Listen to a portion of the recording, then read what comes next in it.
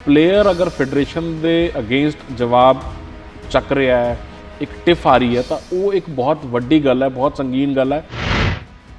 Federation को भी ये ध्यान रखना चाहिए, क्योंकि अगर प्लेयर नहीं है तो फेडरेशन भी नहीं है। 2008 के बाद कोई भी इस तरह की ओलंपिक्स नहीं है जिदे रैसलर का मैडल नहीं है, तो ये रैसलर्स करके ही अज जी रैसलिंग फेडरेशन का जोड़ा मान सम्मान है वो रैसलर्स करके है। प्लेयर को दबाया गया बार बार, ਤਾਂ ही प्लेयर ने यह मुद्दा चक्या है।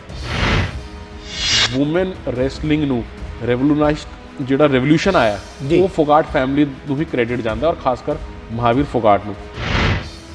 ओलंपिक के मैडलिस्ट है, वर्ल्ड चैंपीयनशिप के मैडलिस्ट है, अर्जुन अवार्ड है, इन्हां दी एक स्टैंडिंग है। तो एक बहुत एक पॉजिटिव साइन भी है कि प्लेयरां दी जिहड़ी यूनिटी इस लैवल ते देखण दी बहुत रेयर दिखती है।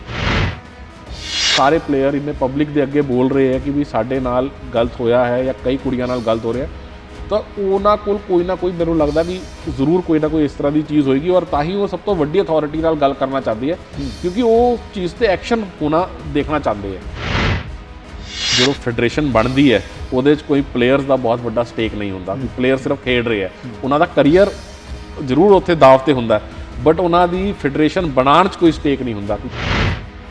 तैनूं ये एहसास करा दो कि भी तू चाहे जो मर्जी हो, तू ओलंपिक मैडलिस्ट है, वर्ल्ड मैडलिस्ट है, लेकिन तैनूं जदों इंडिया नूं रिप्रजेंट करना तो साडे थ्रू ही जाना पेगा। तो साडे थ्रू जाने का मतलब है कि साडी काफ़ी गल्लां मननी पेगी, या सानू बई तू ये तैनूं याद रखना पेगा कि तू साडे थल्ले है। क्योंकि साडा जिहड़ा सोसाइटी का माइंडसैट है, पहले ही कुड़ियां नूं कोई बहुत ज़्यादा आज़ादी नहीं है, उन्होंने पहले ही एक समाज तो लड़ना पैंदा है, अपने घर तो लड़ना पैंदा। कुड़ियां नाल गल करनी चाहिए है, ਜਿਹੜੀ प्लेयर सामने आ रहे है उन्हों की जी एक सिक्योरिटी का भी जिम्मा लेना चाहिए, और उन्होंने अश्योर करना चाहिए कि असी एक्शन लवांगे, क्योंकि अगर वो अज एक्शन नहीं होंदा तो कल कोई भी अगे नहीं आएगा। अपने आप मेहनत करनी पै रही है ग्राउंड लैवल पर, वो अपना खुद कॉन्ट्रीब्यूट कर रहा है, वो अपना खुद खर्चा कर रहा है, क्योंकि उन्होंने लग रहा है कि भी स्पोर्ट्स मैनू जिंदगी देगी, स्पोर्ट्स मैनू इज्जत देगी, लेकिन अगर मैनू सरकार तो कुछ नहीं मिल रहा, कोई गल नहीं, मैं रुकना नहीं। स्पोर्ट्स परसन नूं या स्पोर्ट्स की जी अचीवमेंट्स नूं देख के जी मोटिवेशन बहुत होंगी है, तो अगर उन्होंने अच्छी नौकरी नहीं मिलेगी तो फिर कोई अपनी जोड़े बच्चों नूं स्पोर्ट्स क्यों पाएगा। पंजाब की कंट्रीब्यूशन किवें देखते हो हाकी के फील्ड च पहलां तो भी तो हुण भी? हॉकी है जी वो पंजाब का कल्चर का पार्ट है, कि जी है भी पंजाबियों के रूह च वसी हुई है, और इत्थे दिख भी रहा, क्योंकि जी 18 मैंबर टीम है वो 10 प्लेयर जोड़े है वो पंजाबी है।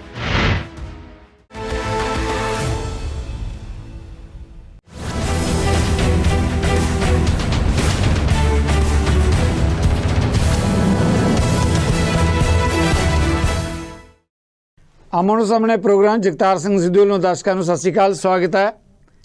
आज साडे नाल हन खेड जग दे मन्ने परमन्ने स्पोर्ट्स रिपोर्टर सौरभ दुग्गल।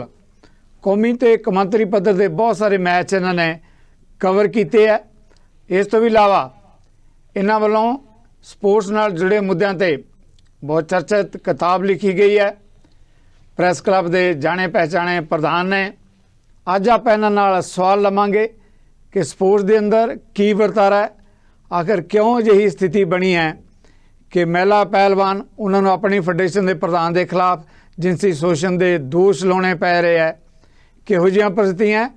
दूजे पासे जे आप हाकी की गल करते हैं तो किहो जिहा भविख है देश का तो पंजाब का।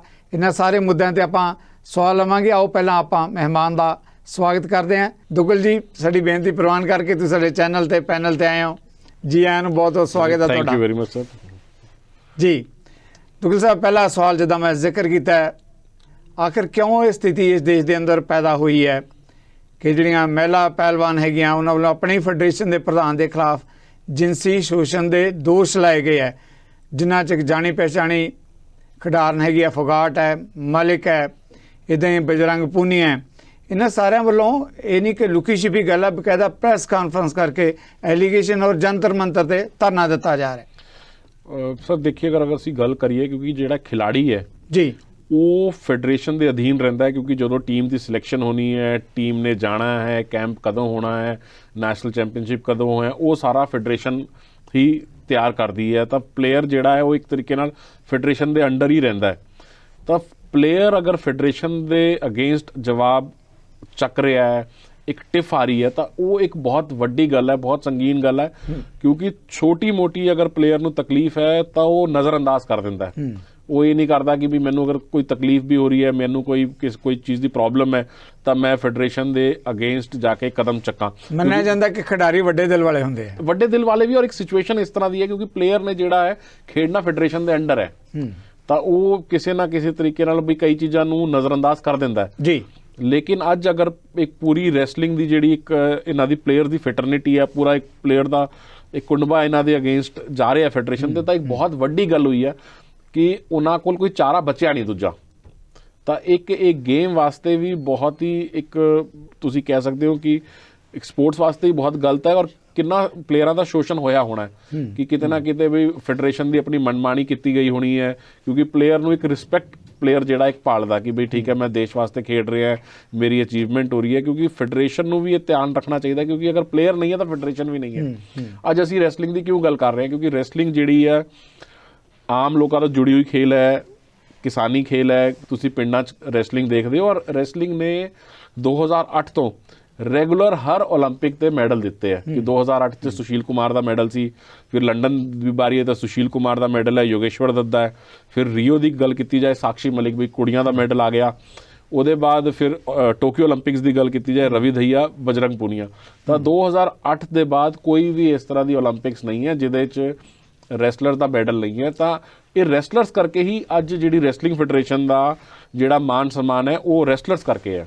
ਦੁਗਲ ਜੀ, ਮੈਂ ਕਿਤੇ ਤੇ ਸਮਾਜਿਕ ਐਂਗਲ ਤੋਂ ਇਹ ਸਵਾਲ ਲੈਣਾ ਚਾਹਾਂਗਾ। ਜਿੱਦਾਂ ਕਹਿ ਰਹੇ ਹੋ ਕਿ ਤੁਸੀਂ ਜਿਹੜੇ ਜੇ ਖਿਡਾਰੀ ਹੈ ਤਾਂ ਹੀ ਫੈਡਰੇਸ਼ਨ ਹੈਗੀ ਹੈ, ਜਿਸ ਏਰੀਏ ਨਾਲ ਜਿਸ ਖਿੱਤੇ ਨਾਲ ਇਹ ਖਿਡਾਰੀ ਸੰਬੰਧ ਰੱਖਦੇ ਆ, ਆਪਾਂ ਫਗਾੜ ਦੀ ਗੱਲ ਕਰ ਲਈਏ, ਬਜਰੰਗ ਪੂਨੀਆ ਦੀ ਗੱਲ ਕਰ ਲਈਏ, ਮਲਕ ਦੀ ਗੱਲ ਕਰ ਲਈਏ, ਖਾਸ ਤੌਰ ਤੇ ਆਪਾਂ ਜਦੋਂ ਮਹਿਲਾ ਪਹਿਲਵਾਨ ਹੈ ਜਾਂ ਪੁਰਸ਼ ਪਹਿਲਵਾਨ ਹੈ ਤਾਂ ਉਹਨਾਂ ਦਾ ਸੰਬੰਧ ਹਰਿਆਣੇ ਨਾਲ ਹੈ। ਹਰਿਆਣਾ ਬੜਾ ਰਵਾਇਤੀ ਤੌਰ ਤੇ ਕਦਰਾਂ ਕੀਮਤਾਂ ਵਾਲਾ ਸੂਬਾ ਮੰਨਿਆ ਗਿਆ। ਜੇ ਉਹਨਾਂ ਵੱਲੋਂ ਇਹੋ ਜਿਹੇ ਸਵਾਲ ਉਠਾਏ ਗਏ ਕਿਉਂਕਿ ਉਹ ਹੋਰ ਕਿਸੇ ਗੱਲ ਤੇ ਕੰਪਰੋਮਾਈਜ਼ ਕਰ ਸਕਦੇ, ਮੇਰੇ ਖਿਆਲ ਜਿਨਸੀ ਸ਼ੋਸ਼ਣ ਦੇ ਮੁੱਦੇ ਤੇ ਹਰਿਆਣੇ ਦੇ ਲੋਕ ਕਦੇ ਕੰਪਰੋਮਾਈਜ਼ ਨਹੀਂ ਕਰ ਸਕਦੇ। ਬਿਲਕੁਲ ਤੁਹਾਡੀ ਗੱਲ ਠੀਕ ਹੈ, ਔਰ ਸਰ ਕੋਈ ਨਾ ਕੋਈ ਜਦੋਂ ਪਲੇਅਰ ਨੂੰ ਦਬਾਇਆ ਗਿਆ ਬਾਰ-ਬਾਰ ਤਾਂ ਹੀ ਪਲੇਅਰ ਨੇ ਇਹ ਮੁੱਦਾ ਚੱਕਿਆ, ਕਿਉਂਕਿ ਪਲੇਅਰਸ ਨੇ, ਤੁਸੀਂ ਅਗਰ ਉਹਨਾਂ ਦੇ ਇੰਟਰਵਿਊਜ਼ ਦੇਖੋ, ਉਹਨਾਂ ਦੀ ਗੱਲ ਸੋਸ਼ਲ ਮੀਡੀਆ ਤੇ ਵੀ ਆ ਰਹੀ ਹੈ, ਉਹਨਾਂ ਨੇ ਆਪਣੇ ਜਿਹੜੇ ਸੋਸ਼ਲ ਮੀਡੀਆ ਹੈਂਡਲ ਉਹਨਾਂ ਨੇ ਉਹਦੇ 'ਚ ਵੀ ਆਪਣੀ ਗੱਲ ਰੱਖੀ ਹੈ ਕਿ ਇਹ ਕਾਫੀ ਸਾਲਾਂ ਤੋਂ ਚੱਲ ਰਹੀ ਸੀ ਚੀਜ਼, ਕਿ ਅੱਜ ਨਹੀਂ ਹੈ ਕਿ ਬਈ ਅੱਜ ਬਸ ਇੰਨਾ ਹੋ ਗਿਆ ਸੀ ਕਿ ਬਈ ਇਹਨਾਂ ਕੋਲ ਕੋਈ ਹੋਰ ਚਾਰਾ ਬਚਿਆ ਨਹੀਂ। ਕਿਉਂਕਿ ਅਗਰ ਦੇਖੋ ਪਲੇਅਰ ਇੰਨੀ ਜਲਦੀ ਫੈਡਰੇਸ਼ਨ ਦੇ ਅਗੇਂਸਟ ਕਦਮ ਨਹੀਂ ਚੁੱਕਦਾ ਜਦੋਂ ਉਹਨਾਂ ਨੂੰ ਲੱਗਦਾ ਕਿ ਬਈ ਹੁਣ ਫੈਡਰੇਸ਼ਨ ਦੀ ਅਤੀ ਹੋ ਗਈ ਹੈ। ਔਰ ਗੱਲ ਸਿਰਫ ਫੈਡਰੇਸ਼ਨ ਦੀ ਨਹੀਂ ਹੁੰਦੀ ਕਿ ਵੀ ਫੈਡਰੇਸ਼ਨ ਦੇ ਆਫੀਸ਼ੀਅਲਸ ਹੈ, ਅਗਰ ਉੱਥੇ ਕੋਈ ਉਹਨਾਂ ਦਾ ਕੋਚ, ਉਹਨਾਂ ਦਾ ਆਫਿਸ ਜਿਹੜਾ ਸਟਾਫ ਹੈ, ਉਹਨਾਂ ਦੇ ਹੋਰ ਪਦਾਧਿਕਾਰੀ ਵੀ ਅਗਰ ਪਲੇਅਰਸ ਨਾਲ ਬਦਤਮੀਜ਼ੀ ਕਰਦੇ ਆ, ਕੁੜੀਆਂ ਨਾਲ ਸ਼ੋਸ਼ਣ ਕਰਦੇ ਆ, ਬਦਤਮੀਜ਼ੀ ਨਾਲ ਗੱਲ ਕਰਦੇ ਆ, ਹਰਾਸਮੈਂਟ ਕਰਦੇ ਆ, ਤਾਂ ਉਹਦੀ ਜ਼ਿੰਮੇਵਾਰੀ ਵੀ ਫੈਡਰੇਸ਼ਨ ਨੂੰ ਹੀ ਚੱਕਣੀ ਪਏਗੀ ਕਿਉਂਕਿ ਉਹ ਇੱਕ ਤਰੀਕੇ ਨਾਲ ਫੈਡਰੇਸ਼ਨ ਨੂੰ ਹੀ ਰਿਪਰੈਜ਼ੈਂਟ ਕਰ ਰਹੇ ਆ। ਅਗਰ ਆ ਨੈਸ਼ਨਲ ਕੈਂਪ 'ਚ ਕੋਈ ਕੋਚ ਜਾਂ ਫੈਡਰੇਸ਼ਨ ਦਾ ਕੋਈ ਅਧਿਕਾਰੀ ਜਾਂ ਕੋਈ ਉਹਨਾਂ ਦਾ ਆਫਿਸ ਸੈਕਟਰੀ ਵੀ ਪਲੇਅਰ ਨਾਲ ਬਦਤਮੀਜ਼ੀ ਕਰਦਾ ਹੈ, ਕੁੜੀਆਂ ਨੂੰ ਗਲਤ ਤਰੀਕੇ ਨਾਲ ਗੱਲ ਕਰਦਾ, ਤਾਂ ਉਹਦੇ 'ਚ ਇਹ ਨਹੀਂ ਕਹਿ ਸਕਦੇ ਜੀ ਫਲਾਣਾ ਬੰਦਾ ਕਰ ਰਿਹਾ, ਕਿਉਂਕਿ ਫੈਡਰੇਸ਼ਨ ਦੀ ਵੀ ਫਿਰ ਰਿਸਪੌਂਸਿਬਿਲਿਟੀ ਕੀ ਦੇਖੀਏ ਕਿ ਉਹਨਾਂ ਦਾ ਸਿਸਟਮ ਕਿਸ ਤਰੀਕੇ ਨਾਲ ਚੱਲ ਰਿਹਾ, ਪਲੇਅਰਸ ਨੂੰ ਕੋਈ ਤਕਲੀਫ ਹੋ ਰਹੀ ਹੈ ਨਹੀਂ ਹੋ ਰਹੀ ਹੈ। ਜੀ ਦੁਗਲ ਜੀ, ਮੈਂ ਦਰਸ਼ਕਾਂ ਦੇ ਧਿਆਨ ਦੇ ਵਿੱਚ ਇਹ ਗੱਲ ਲੈਣਾ ਚਾਹੁੰਦਾ ਕਿ ਤੁਸੀਂ ਜਿਹੜੀ ਕਿਤਾਬ ਲਿਖੀ ਹੈ, ਇਤਫਾਕ ਕਹੋ ਤੁਸੀਂ ਸਾਡੇ ਅੱਜ ਪ੍ਰੋਗਰਾਮ ਦੇ ਵਿੱਚ ਸ਼ਾਮਲ ਹੋ ਆਏ ਹੈਗੇ ਹੋ, ਸਾਡੀ ਬੇਨਤੀ ਪ੍ਰਵਾਨ ਕਰਕੇ। ਤੁਸੀਂ ਫਗਾੜ ਜਿਸ ਨੇ ਐਡੇ ਵੱਡੇ ਐਲੀਗੇਸ਼ਨ ਲਾਏ ਹੈ, ਉਸ ਪਰਿਵਾਰ ਦਾ ਕਿਸ ਤਰ੍ਹਾਂ ਖੇਡ ਜਗਤ ਦੇ ਵਿੱਚ ਕੰਟਰੀਬਿਊਸ਼ਨ ਹੈ, ਯੋਗਦਾਨ ਹੈ, ਤੁਸੀਂ ਕਿਤਾਬ ਹੀ ਉਸ ਦੇ ਸਾਰੇ ਸਿਲਸਿਲੇ ਦੇ ਵਿੱਚ ਲਿਖੀ ਹੈ। ਸੋ ਇਸ ਕਰਕੇ ਮੈਂ ਇਹ ਵੀ ਦਰਸ਼ਕਾਂ ਲਈ ਜਾਣਨਾ ਚਾਹਾਂਗਾ ਕਿ ਉਹ ਪਰਿਵਾਰ ਹੈ ਕਿਹੋ ਜਿਹਾ ਜਿਸ ਵੇਲੇ ਮਾਮਲਾ ਉਠਾਇਆ ਗਿਆ, ਕੋਈ ਸਧਾਰਨ ਪਰਿਵਾਰ ਨਹੀਂ ਜਦੋਂ ਆਪਾਂ ਖੇਡ ਜਗਤ ਦੀ ਗੱਲ ਕਰੀਏ। ਮੇਰੀ ਕਿਤਾਬ ਹੈ ਉਹ ਅਖਾੜਾ ਹੈਗੀ ਹੈ, ਉਹ ਮਹਾਵੀਰ ਫੋਗਾਟ ਔਰ ਉਹਨਾਂ ਦੀ ਫੈਮਿਲੀ ਤੇ ਹੈ। ਅੱਜ ਅਗਰ ਅਸੀਂ ਮਹਾਵੀਰ ਫੋਗਾਟ ਔਰ ਉਹਨਾਂ ਦੀ ਬੇਟੀਆਂ ਦੀ ਔਰ ਕੁੜੀਆਂ ਦੀ ਗੱਲ ਕਰੀਏ ਤਾਂ ਉਹਨਾਂ ਦਾ ਇੱਕ ਬਹੁਤ ਵੱਡਾ ਕੰਟਰੀਬਿਊਸ਼ਨ ਹੈ ਵੂਮਨ ਰੈਸਲਿੰਗ ਤੇ, ਕਿਉਂਕਿ ਪਹਿਲੀ ਵਾਰ ਜਦੋਂ ਵੂਮਨ ਰੈਸਲਿੰਗ ਇੰਟਰੋਡਿਊਸ ਹੋਈ ਔਰ ਇੰਡੀਅਨ ਟੀਮ ਜਿਹੜੀ ਪਹਿਲੀ ਵਾਰ ਕੁੜੀ ਖੇਡਣ ਗਈ ਤਾਂ 2012 ਲੰਡਨ ਓਲੰਪਿਕਸ ਹੈ, ਤਾਂ ਉਹ ਗੀਤਾ ਫੋਗਾਟ ਸੀਗੀ, ਕਿਉਂਕਿ ਉਸ ਤੋਂ ਪਹਿਲੇ ਕਿਸੇ ਵੀ ਇੰਡੀਅਨ ਵੂਮਨ ਨੇ ਰੈਸਲਿੰਗ 'ਚ ਨਹੀਂ ਰਿਪਰੈਜ਼ੈਂਟ ਕੀਤਾ ਸੀ। ਔਰ ਉਹਦੇ ਬਾਅਦ ਜਿਹੜੀ ਪਹਿਲੀ ਵਾਰ ਵੂਮਨ ਇੰਟਰੋਡਿਊਸ ਵੀ ਹੋਈ ਆ 2004 ਜਾਂ 8 ਦੇ ਵਿੱਚ ਹੈ, ਕਿਉਂਕਿ ਮੈਂ ਫੈਕਟ ਮੈਂ ਥੋੜ੍ਹਾ ਡਾਊਟ ਹੈਗਾ। ਔਰ ਉਹਦੇ ਬਾਅਦ ਫਿਰ ਰੀਓ 'ਚ ਬਬੀਤਾ ਗਈ, ਵਿਨੇਸ਼ ਫੋਗਾਟ ਗਈ, ਸਾਕਸ਼ੀ ਮਲਿਕ ਗਈ, ਔਰ 20 'ਚ ਵੀ ਕਾਫੀ ਕੁੜੀਆਂ ਸੀਗੀ ਬਟ ਉਹਦੇ 'ਚ ਵਿਨੇਸ਼ ਫੋਗਾਟ ਵੀ ਸੀਗੀ। ਤਾਂ ਫੋਗਾਟ ਫੈਮਿਲੀ ਦੀ ਜਿਹੜੀ ਕੰਟਰੀਬਿਊਸ਼ਨ ਹੈ ਬਹੁਤ ਜ਼ਿਆਦਾ ਹੈਗੀ ਹੈ। ਵੂਮਨ ਰੈਸਲਿੰਗ ਨੂੰ ਜਿਹੜਾ ਰੈਵੋਲੂਸ਼ਨ ਆਇਆ ਉਹ ਫੋਗਾਟ ਫੈਮਿਲੀ ਨੂੰ ਹੀ ਕ੍ਰੈਡਿਟ ਜਾਂਦਾ, ਔਰ ਖਾਸ ਕਰ ਮਹਾਵੀਰ ਫੋਗਾਟ ਨੂੰ।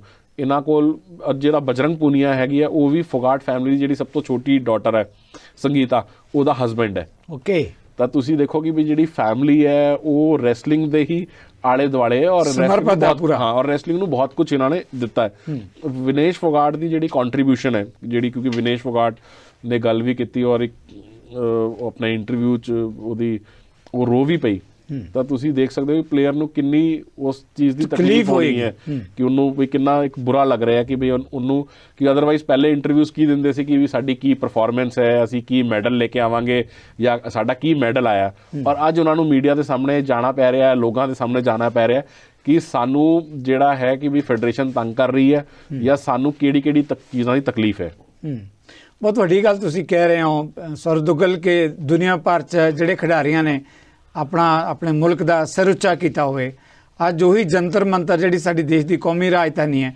ਉੱਥੇ ਬੈਠ ਕੇ ਸਿਰ ਨੀਵਾਂ ਕਰਕੇ ਉਹਨਾਂ ਦੀਆਂ ਅੱਖਾਂ 'ਚੋਂ ਹੰਝੂ ਡਿੱਗ ਰਿਹਾ। ਕਿ ਲੱਗਦਾ ਨਹੀਂ ਕਿ ਫੌਰੀ ਤੌਰ ਤੇ ਜਿਹੜੀ ਕੇਂਦਰ ਸਰਕਾਰ ਹੈ ਇਸ ਮਾਮਲੇ 'ਚ ਦਖਲ ਦੇ ਕੇ ਸੱਚ ਸਾਹਮਣੇ ਲਿਆਉਣਾ ਚਾਹੀਦਾ ਔਰ ਉਹਨਾਂ ਦੀ ਗੱਲ ਸੁਣੀ ਜਾਣੀ ਚਾਹੀਦੀ? ਡੈਫੀਨੇਟਲੀ ਬਿਲਕੁਲ ਲਾਉਣਾ ਚਾਹੀਦਾ, ਕਿਉਂਕਿ ਇਹ ਸਾਰੀ ਚੀਜ਼ਾਂ ਜਦੋਂ ਇਸ ਤਰ੍ਹਾਂ ਦੇ ਐਪੀਸੋਡ ਹੁੰਦੇ ਆ ਉਹਦੇ 'ਚ ਗੇਮ ਨੂੰ ਵੀ ਬਹੁਤ ਵੱਡਾ ਧੱਕਾ ਲੱਗਦਾ, ਕਿਉਂਕਿ ਅੱਜ ਜੋ ਲੋਕ ਦੇਖ ਰਹੇ ਆ ਉਹਨਾਂ ਤੇ ਇੱਕ ਜਿਹੜਾ ਹੈ ਕਿ ਗੇਮਸ ਵਾਸਤੇ ਲੱਗ ਰਿਹਾ ਕਿ ਯਾਰ ਸਪੋਰਟਸ ਅਸੀਂ ਕਰੀਏ ਨਹੀਂ ਕਰੀਏ, ਸਪੋਰਟਸ ਦਾ ਕੀ ਕਰੀਅਰ ਹੈ ਜਾਂ ਅਸੀਂ ਜਿੰਨੀ ਮਰਜ਼ੀ ਮਿਹਨਤ ਕਰ ਲਈਏ, ਫੈਡਰੇਸ਼ਨ ਦਾ ਹੀ ਇੱਕ ਰੋਲ ਹੈ ਕਿਉਂਕਿ ਇਹ ਵੱਡੇ ਪਲੇਅਰ ਹੈ, ਇਹ ਕਿਤੇ ਨਾ ਕਿਤੇ ਕਈ ਅਚੀਵ ਕਰ ਚੁੱਕੇ ਆ। ਲੇਕਿਨ ਹੋ ਸਕਦਾ ਕੁਝ ਇਸ ਤਰ੍ਹਾਂ ਦੇ ਪਲੇਅਰ ਹੋਣ ਕਿ ਜਿਨ੍ਹਾਂ ਨੂੰ ਸ਼ੁਰੂ 'ਚ ਹੀ ਦਬਾ ਦਿੱਤਾ ਗਿਆ ਹੋਏ, ਉਹਨਾਂ ਦਾ ਕੋਈ ਉਸ ਤਰੀਕੇ ਦਾ ਸਟੈਂਡਿੰਗ ਵੀ ਨਾ ਹੋਏ, ਉਹ ਅੱਜ ਆ ਕੇ ਬੋਲਣ ਕਿ ਜੀ ਮੇਰੇ ਨਾਲ ਇਹ ਹੋਇਆ, ਸ਼ਾਇਦ ਕੋਈ ਨਜ਼ਰਅੰਦਾਜ਼ ਵੀ ਨਾ ਕਰਨ, ਕੋਈ ਬਿਲਕੁਲ ਉਸ ਚੀਜ਼ ਨੂੰ ਇਗਨੋਰ ਕਰ ਦੇਣ। ਲੇਕਿਨ ਇਹ ਓਲੰਪਿਕ ਦੇ ਮੈਡਲਿਸਟ ਹੈ, ਵਰਲਡ ਚੈਂਪੀਅਨਸ਼ਿਪ ਦੇ ਮੈਡਲਿਸਟ ਹੈ, ਅਰਜੁਨ ਅਵਾਰਡ ਹੈ, ਇਹਨਾਂ ਦੀ ਇੱਕ ਸਟੈਂਡਿੰਗ ਹੈ। ਤਾਂ ਇੱਕ ਇਹ ਪੋਜ਼ਿਟਿਵ ਸਾਈਨ ਵੀ ਹੈ ਕਿ ਪਲੇਅਰਾਂ ਦੀ ਜਿਹੜੀ ਯੂਨਿਟੀ ਇਸ ਲੈਵਲ ਤੇ ਦੇਖਣ ਦੀ ਬਹੁਤ ਰੇਅਰ ਦਿਖਦੀ ਹੈ, ਔਰ ਉਹ ਵੀ ਫੈਡਰੇਸ਼ਨ ਦੇ ਅਗੇਂਸਟ।